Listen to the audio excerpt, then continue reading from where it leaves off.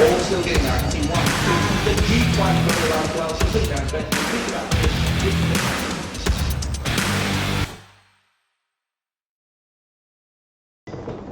Hi everyone, John McLeod from Macbet.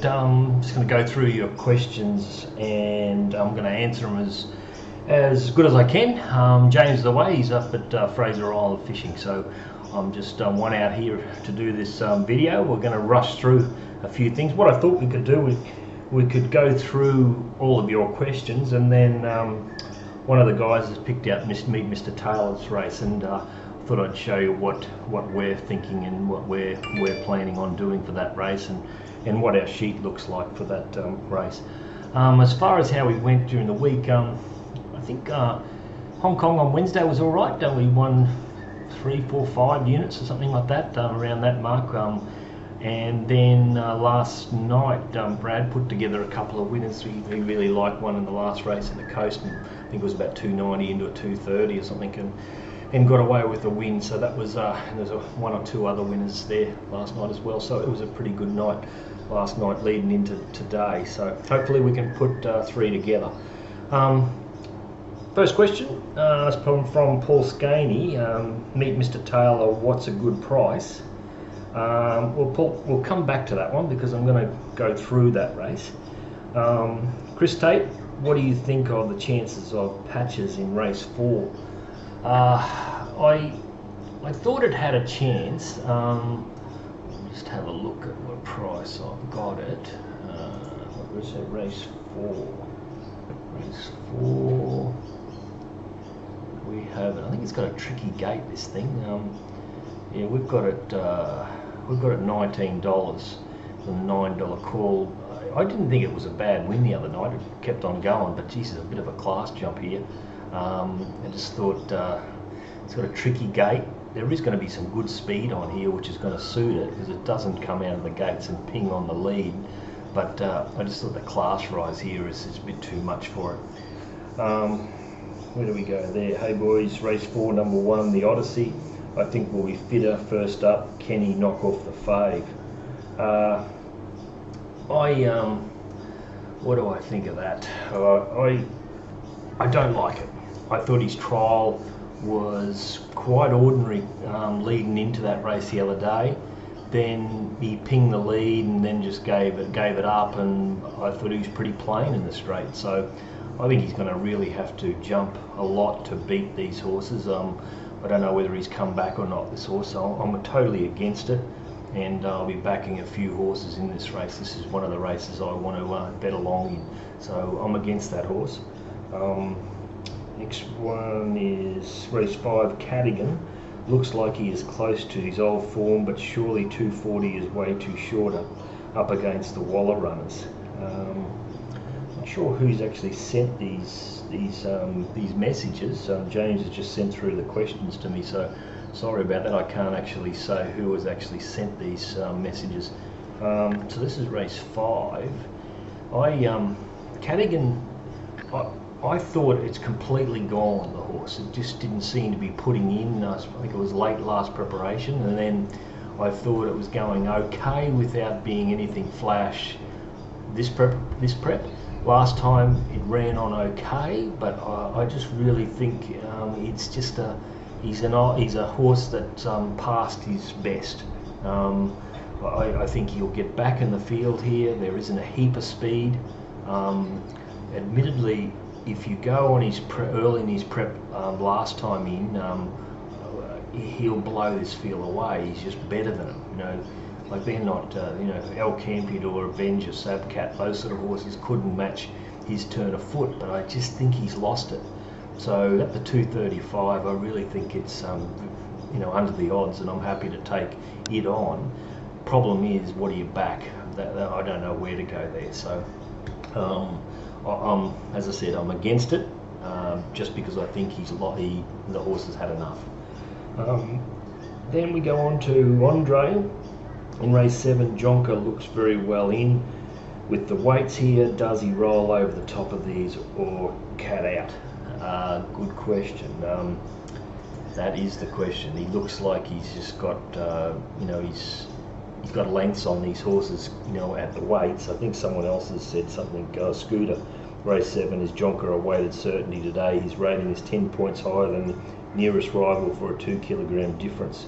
Cheers.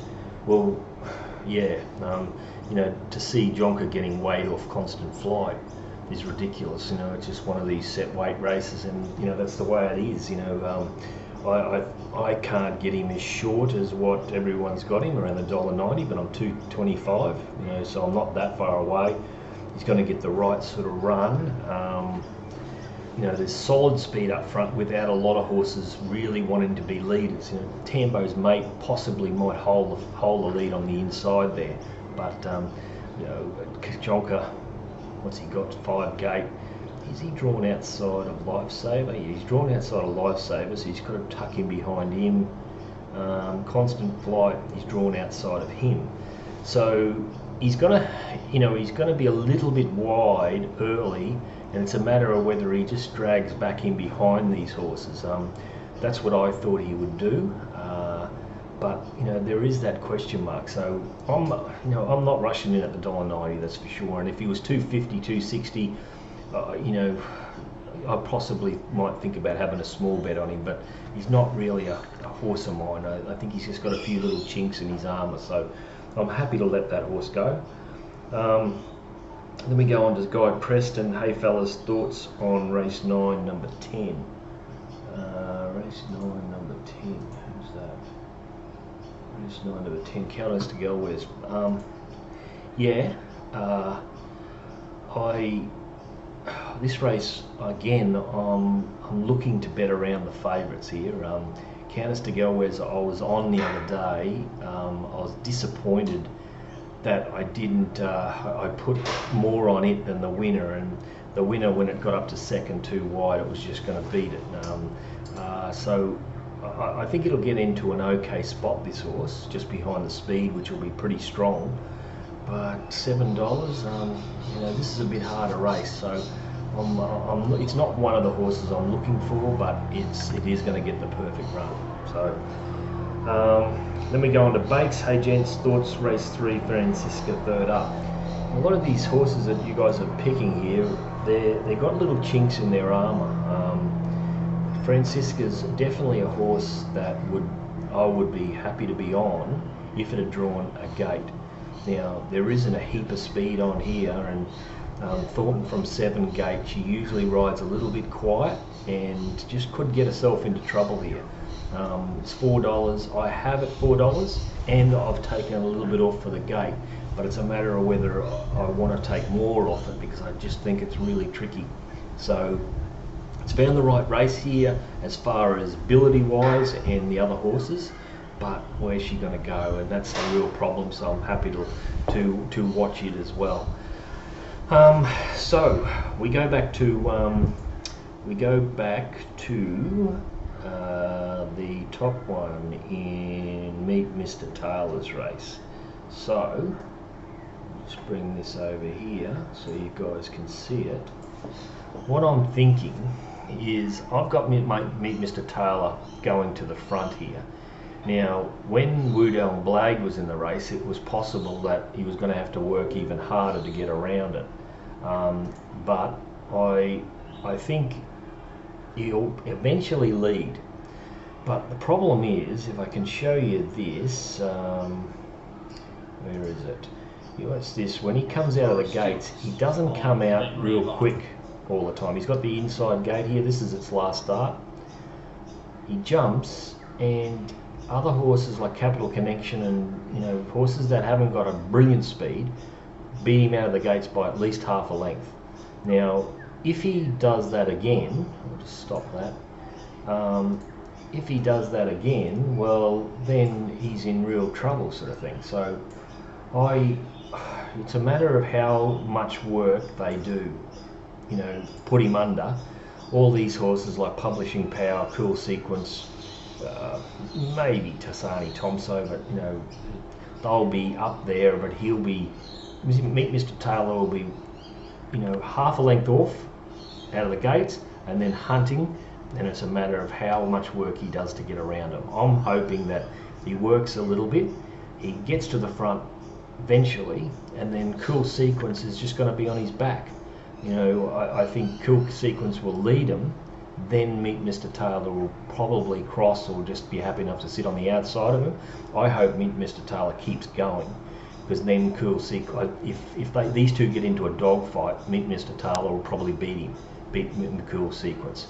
But if Meet Mr. Taylor rolls, well then Cool Sequence gets a nice suck along, peels around its heels, and he might just get him down late. So you can see our prices, we've got them very much the same.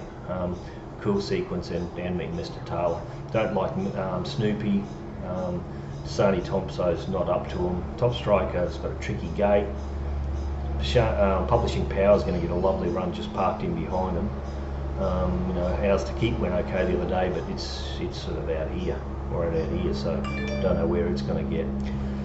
So that's what we're going to do in that race. And so Paul, I'm thinking the price, I won't be worrying about the price, you know, because it even gets out to 240, 250, I won't be backing it.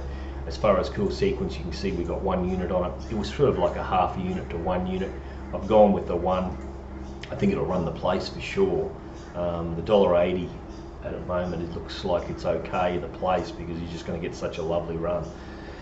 Anyway, that's all from me. We'll be back next week. We've got Hong Kong on Tuesday this week, so there's no races on Sunday tomorrow. So we're going to have Caloundra tomorrow, and then Tuesday we'll have Sha Tin. All right, that's all for me, and we'll catch you next week. Cheers. See ya.